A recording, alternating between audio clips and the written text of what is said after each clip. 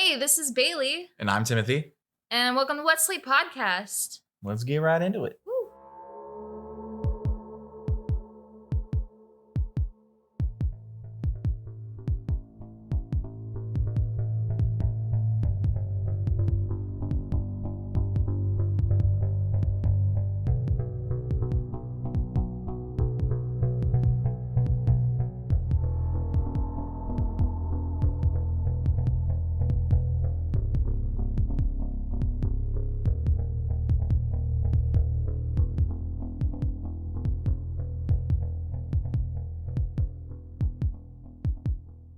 Welcome back. So I thought it would be a lot of fun to talk about some Christmassy stuff. And obviously I'm into some like creepy stuff. So Christmas and creepy, didn't think it would go well together. Well, guess what? It does. Of course. You know this story very well. Yeah. And then unless you watched that movie really too. bad movie. I've never seen it. It was so bad, but hey, it was dumb fun. I haven't seen it. But that is actually our first cryptid. We're going to be talking about Christmas cryptids and legends that are meant to terrify children, basally, overall. So, but they're mostly still all German, right? Some of them are German. You know, there's like Norway. Most of them are just, Eastern European. So basically Germany. Probably derived mostly from Germany. Yeah, they like to terrify kids over there. Gotta make sure that they're in line. I remember my German teacher back in high school told me a story. Apparently there's like some old child like bedtime story talking about like this demon where if you suck your thumb and while you're asleep it'll come and rip off your thumbs. What? But apparently that was just a casual story. They just tell about this demon sneaking in and ripping off your child's thumb. We have stuff like if you eat before you get into the pool, your stomach will hurt. In Germany, you'll straight up drown. A mermaid will come up and grab your feet. And pull you down. Exactly. All right. Anyway, so our first Christmas cryptid we are going to be talking about is, of course, Krampus. Woo! So Krampus originated in pre-Christian Alpine folklore and traditions. Obviously very old. And so Alpine obviously is the Swiss Alps that run through Europe. His tale became popular around Europe during the 11th century, and his name comes from the German word Krampen, or claw. So, Krampus is a creature that aids Saint Nicholas, or Santa Claus, as kind of sort of a sidekick as far as the lore goes. And his role during Christmas was to punish the children that were deemed naughty or with bad behavior. My question is how did we go from a demon that'll like punish you to here's some coal?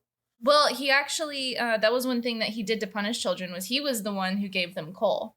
But they just got rid of him overall because, children don't like demons.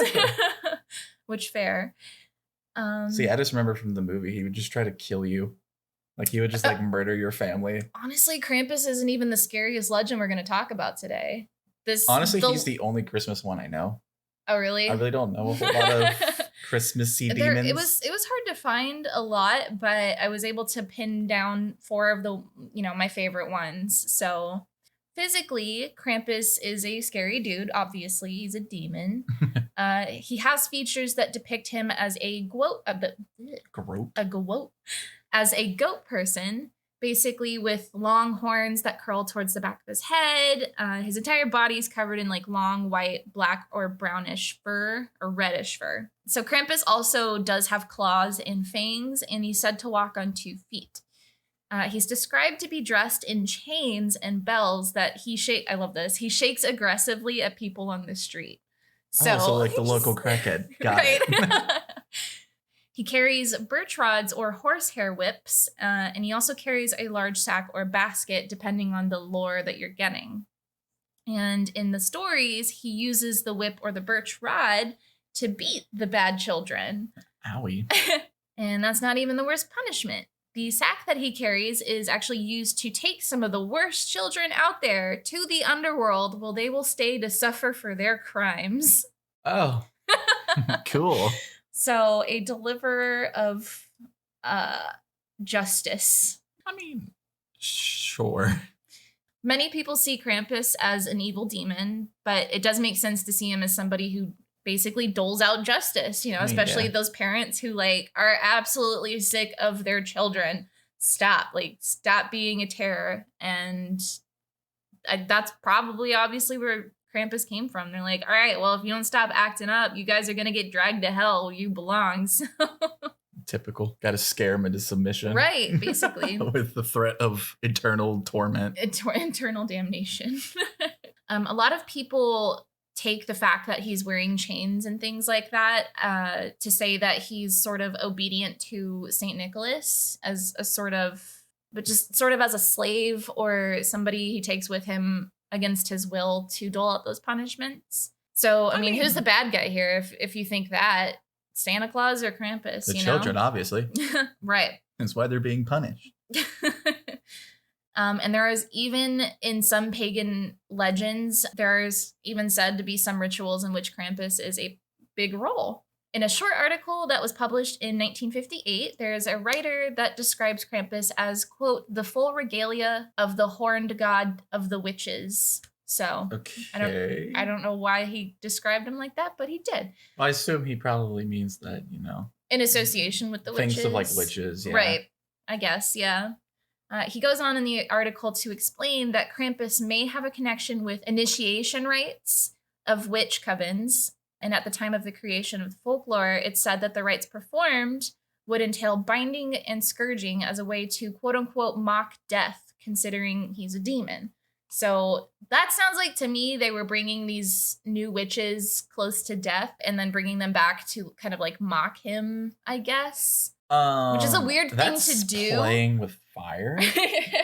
They literally did. Like, so, you're literally, in your mind, you're taunting death. Yeah. Like, but, I mean, they're witches, so you got to go hard or go home, you know? I mean, they probably were just playing like 3-card Monty, and you just lost. Probably. Witch! You do math? Witch. I'm bad at math. Some others do claim that Krampus is the son of the North god Hel, who rules over the land of the dead, which makes sense because, Krampus drags children to basically hell. Yeah. So after some time in evolution of the holiday, Christmas became mostly about what we know it as today. And transitioning to this, Germany and Austria actually banned celebrating the Krampus traditions until the 1960s. I mean, it was just too much, I guess, at the time. And also, like, very Christian, you can't really have a holiday for a devil. It's bad juju. I mean... So even up to today, Krampus is kind of still celebrated. Krampus is still remembered in modern media, obviously because of the movie that was made. Apparently it's bad, but I don't know. I've never seen it. So December 6th is a day where much of Europe participates in the feast of St. Nicholas. Mm-hmm. The night beforehand is known as Krampus night or... Krampusnacht. Thank you. I can't. On what is known as Krampus night, some parts of Eastern Europe hold parades in which people can dress up as Krampus and basically scare children. That's my kind of holiday. I know. I don't know. Like, when I was looking this up, I saw that was something that people celebrated and did. But, like, I need to know from our German listeners, like, is that a legit thing that you guys do? You dress up as Krampus and, like, scare kids? Because I am totally about that. We'll have to go to Germany on December 6th, Krampus night. Watch them not do it anymore. We just show up in Krampus costumes, just trying to scare kids. Found the Americans. And it's said on the research that I did that it's not uncommon on the night of December 5th and 6th for people to dress up in fursuits and masks to hit children with branches and growl at them.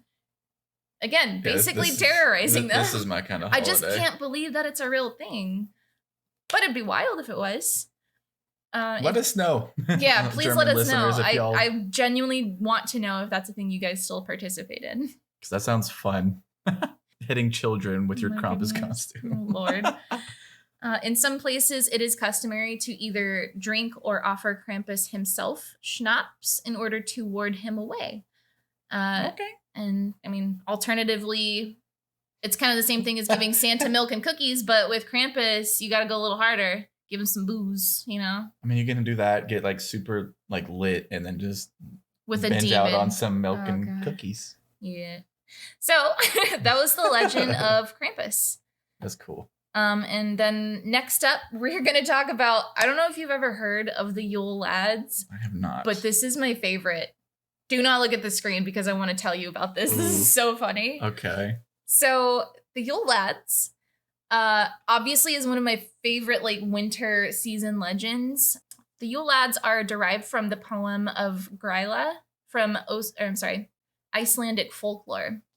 Okay. So the Yule Lads are a group of brothers who descended from their mother, the giantess Gryla, and her husband Lepaludi. I'm pretty positive is how you say that. Interesting name. Yeah. The lads are pranksters, and each one has characteristics that are either more scary or more hilarious than the last, and this is why I love them so much. Okay. Their role during Yule or Christmas is basically to cause chaos and harass as many people as possible on their night. Apparently Europeans just have like the best Christmas time. I know. It sounds amazing. Us is just like, here, buy this stuff, put up a bunch of lights. Ours is capitalism. Put up lights and just binge out on candy. Not candy, but chocolate, eggnog, cookies. I mean, I like that part because I like food, so I like the lights. Like the lights are cool. Like the really cool houses that like have the lights synced with music. Yeah. All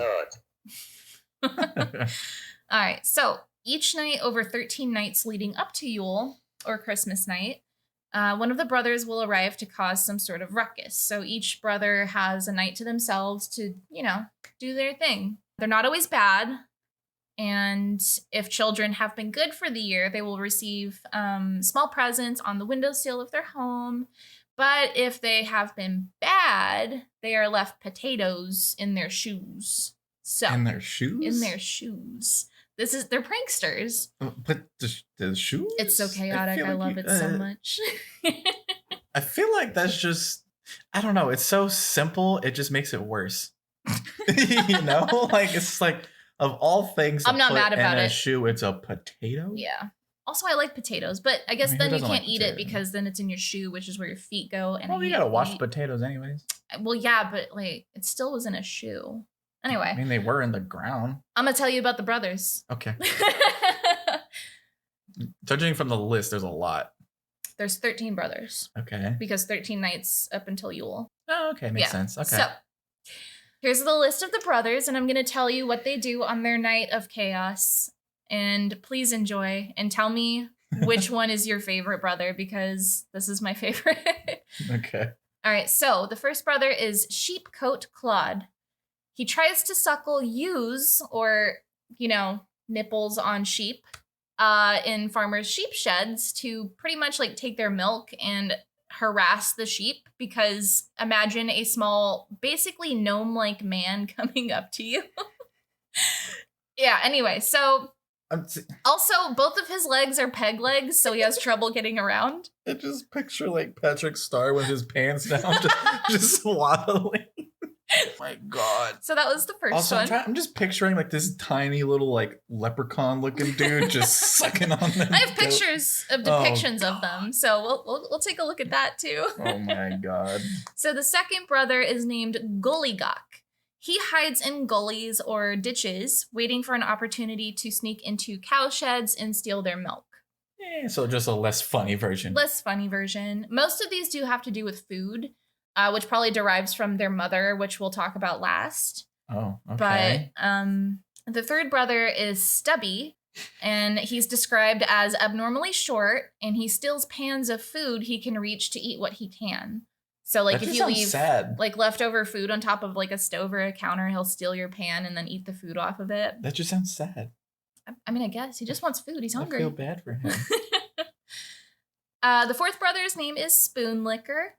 Okay. He steals and licks your spoons. I don't like him. Don't lick my spoons. He's super thin because he's malnourished, because the only thing he eats are whatever is on a spoon. So that's his deal. The fifth brother is Pot Scraper. He finds unwashed pots and will lick them clean. It sounds like they just kind of help you out. Sort of. You got like, one that cleans your spoons. They're licking your spoons and your pots. Like, come on, that's weird. I mean, yeah, it's weird, but wash your dishes. So the sixth brother we've got is Bowl Licker. Well, I wonder what he does. He hides under beds waiting for people to set their bowls down with, they're called askers, which is basically just a bowl with a lid. And apparently it's common for people sort of around this time, the legend was popular to store their askers under their bed instead of because I don't think they had like fridges or anything. So they would store them away there. Okay. That's just where they would store their food. That's basically weird. A little bit weird. Hold on, let me go get the leftovers. Just go to the bathroom. And then... But bowl liquor will steal those bowls and eat whatever you have in there, which is a little rude. Like, come on. The seventh brother's name is Door Slammer. And obviously he likes to slam doors in the middle of the night while you're sleeping to wake people up. That's just mean. It is rude. Don't ruin my sleep. Very rude. But also, I feel like these names could have been much better. They're probably translated literally for English speakers like they probably us. are. But like in English, it just sounds really dumb. It's very on the nose. Okay. The eighth brother's name is Skier Gobbler, and he loves yogurt and will probably eat whatever yogurt you have. I mean, go ahead. I don't like yogurt, so. Our ninth brother's name is Sausage Swiper, and he hides in the rafters to steal sausages that are being smoked. Swiper, no swiping. Oh, yeah, like Dora. The 10th brother's name is Window Peeper, and he stalks windows to try to find whatever he can to steal. Food, presents. Number 10 is sus. Number 10 is sus. The 11th brother's name is Doorway Sniffer. It's said that he has a huge nose and has a great sense of smell to find bread or any baked goods to steal. And honestly, I love bread. So like, same. I don't blame him. Bread is great. I don't blame him, but I don't know why they named him Doorway Sniffer. Do you think that was just like them making fun of his gigantic nose that's as wide as a doorway? Probably. That's my guess. So our 12th brother's name is Meat Hook. True to his name, he uses his hook to steal meat. Okay. Our last brother's name is Candle Stealer, and I wonder what he does. Well, he follows children to try and steal their candles. And back then, candles were made of tallow, which is like a beef or mutton fat. You know how like when fat dries, it kind of solidifies into like a waxy consistency, which makes them edible. So he eats the candles that he steals. So those are the 13 brothers. Interesting. And also, fun fact: do you know how the people used to wake up early? They didn't have alarm clocks back then, right? Sunlight or whatever. No, like if you had to like get up super early because you were like a farmer or something. Okay. They would have a specific candle in like a metal tray, and like they had like this metal thing behind it with different times like scratched into it.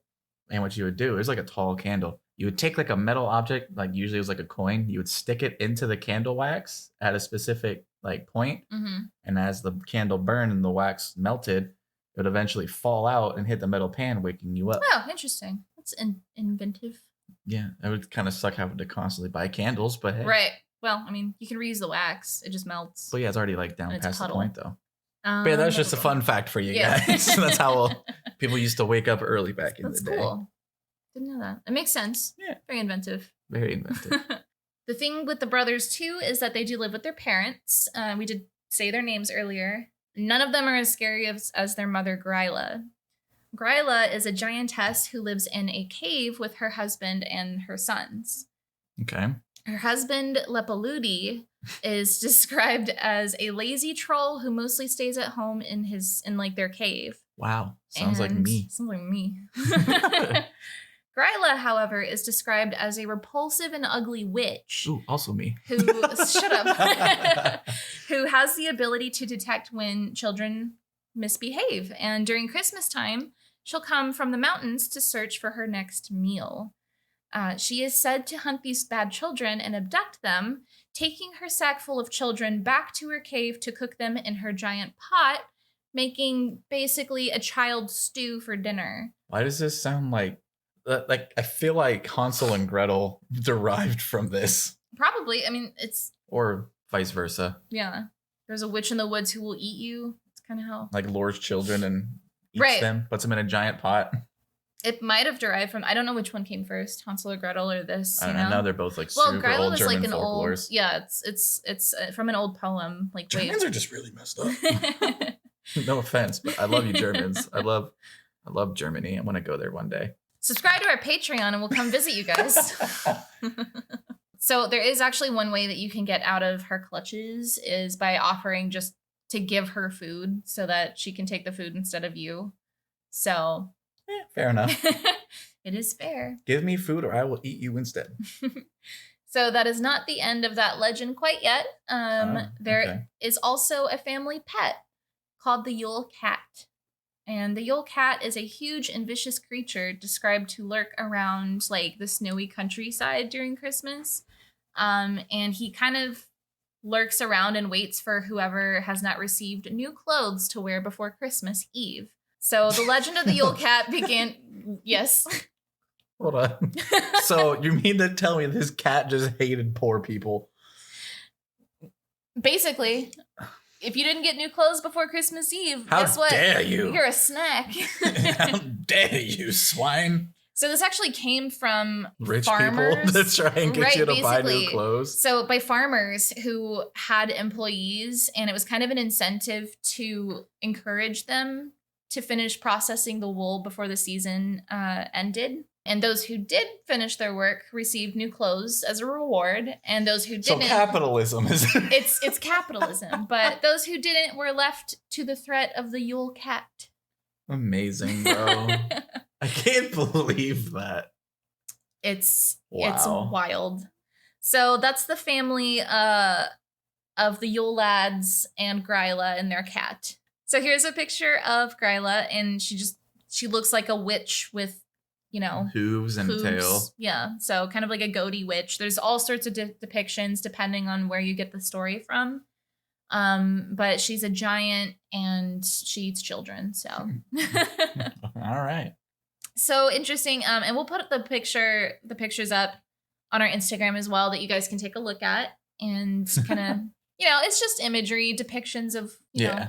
All right. So our third Christmas cryptid, we're going to be talking about, and I'm going to butcher this, I'm sorry, the Caraconcollis. Caraconcollis. Yes, I think that's how you say it. It's very hard. It's kind of a tongue twister. So the Caraconcollis are a devil sort of cryptid, sometimes described as Sasquatch. You know, they can be hairy, they can be kind of impish. Again, depends on where you're getting your legend from. In Turkey, they would stand at street corners on winter nights and give those who are traveling like along the road riddles. So they're bridge goblins. They're pretty much, well, kind of, yeah, like bridge goblins, but for the road.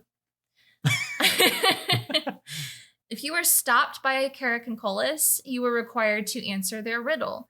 And whatever answer you gave them, if a person gave the answer that included the word black, they were free to move on their way. If not, the Caraconcollis would strike the traveler, killing them in one massive blow. Okay. So you kind of had to be in on that information to know that whatever answer you gave them, it had to have the word black in it. Don't know why. Mean. It's weird. Why are you going to give a riddle and then when they answer it, but they don't say the word black, you're just like, just murdered. Why? I don't know. Imps. Okay. They like chaos. I guess, but that's just mean. In other cultures, Caraconcollis were described to have a favorite trick. And with this trick, they would disguise their voice. They would pretend to be the friend or the relative of their victim to lure them out into the snow. And so they're the screaming bears. Scream bears. Terrifying. Annihilation reference, guys. So once in the snow, the devil would either leave the victim in a trance to roam around freely. Again, through the Siberian stories, Caraconcollis would jump onto the victim's back. So just saying, we've said this name 3 different times. Yes. So it's find out whichever one you guys like. If you can say it like that. 3 different ways. Who knows? I don't know how to say this name. I'm sorry. I'm not Turkish. So in some Siberian stories, the Caraconcollis would jump on the victim's back and use them as a kind of vehicle to move around and guide them wherever they wanted to go. So he would like ratatouille them? Yes. Yes, he would ratatouille his victims. So either way, whichever way the victim was tranced, they would not be set free until dawn. So basically, yeah, right? Basically they were made to walk in the freezing winds like all night in the middle of the snow, very cold. And the last thing with the caracancolas is that if you were to invite one into your house, they would feel compelled to imitate your behavior. If you were to set fire to a silk or a thread, the devil would be tricked into setting fire to its own fur and would run from the house screaming until it found water or died.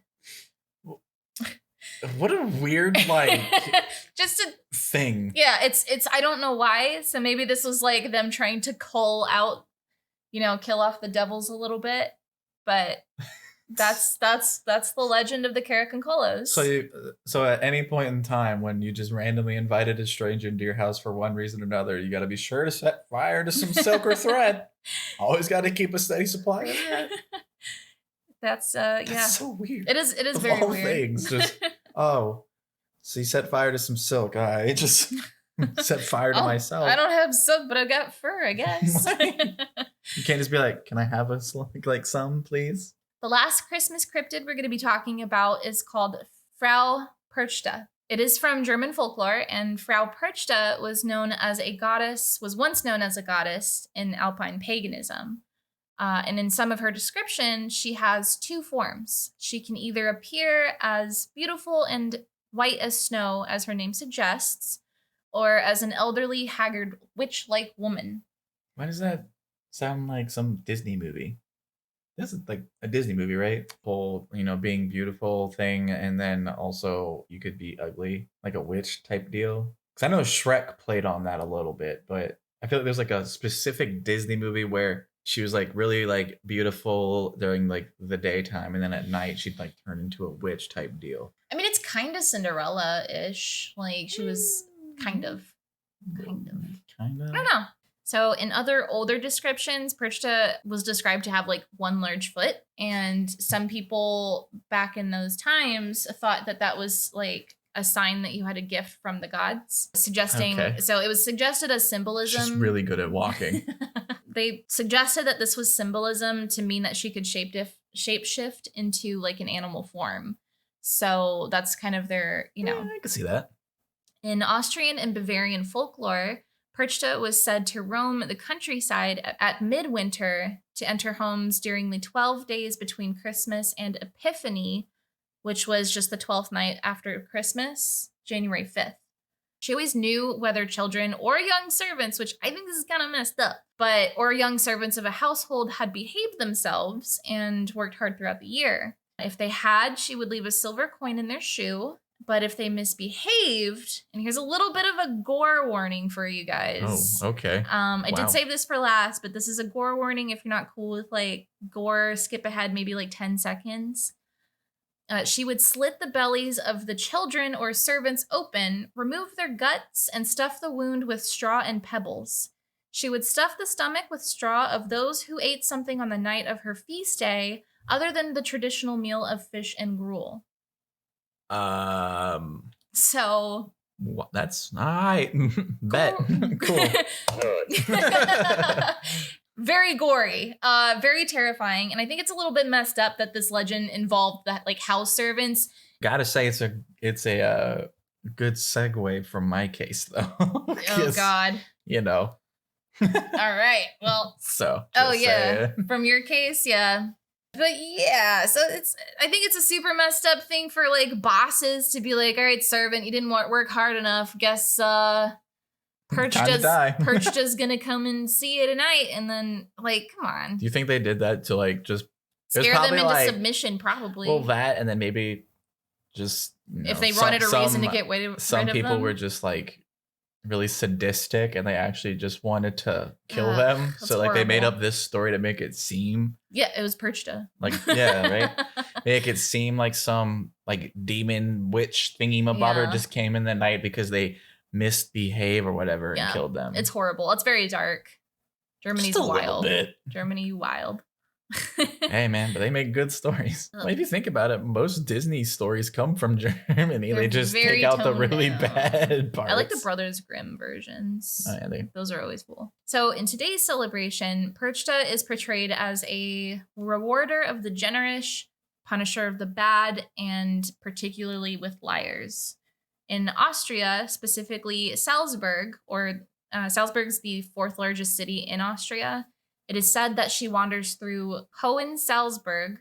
I'm sorry if I butcher this. Hohensalzburg Castle in the dead of night. Many people on this night will wear either like a beautiful mask to encourage financial success for the year, and others will wear like ugly masks to drive away the evil spirits on that night. Give me the pretty mask. Right? Honestly. Somebody has to wear the ugly ones or face the demon's wrath. I don't know. But what if you're just... So those were the Christmas cryptids, the legends of Christmas, winter season, whatever you want to call them. I thought that was a really cool thing I could put together for you guys, and I do hope you enjoyed it. Oh yeah, that was really cool. Yeah. I only knew the Krampus one. The other two were interesting. Yeah, they were wild. Especially that last one. I love the Yule lads. Their energy is just so chaotic and just put potatoes in your shoe. All right. So let us know which one you guys enjoyed the most, which one scared you the most, because I left that last one obviously for last because I thought it was the worst one. But let us know. And if you did like our episode, please leave a like, share us around, tell your friends. You can find us on Instagram, where we'll post all the pictures. Find us on Instagram, Facebook, and YouTube at What Sleep Podcast, and on Twitter at What Sleep Pod. We are on all major streaming platforms. You can find us anywhere pretty much. Or you can go to our website at whatsleeppodcast.buzzsprout.com. I will say this, hopefully at some point in January, I do plan on making a whole website where we'll have our store, where all of our merch is, as well as anywhere and everywhere you can listen to our podcast. Yeah, I'm really excited for that too, because, you guys are supporting us enough that we can make this possible, and we appreciate it immensely. Oh yeah. And if you do want to support us further, you can find us on Patreon. Yeah, but you can go on Patreon and you can find us there at What Sleep Podcast. Yeah, or on our Facebook or YouTube. Yeah. We do plan on trying to figure out some, Patreon exclusive things for those who do decide to support us monetarily. Mm-hmm. We greatly appreciate that because y'all really help make this possible. Good. Yeah. Yeah, and definitely if you guys let us know what you would like to see from us, and we'll try to make it work. Oh yeah. And with that, we will see you guys in the next episode. Yeah. Bye.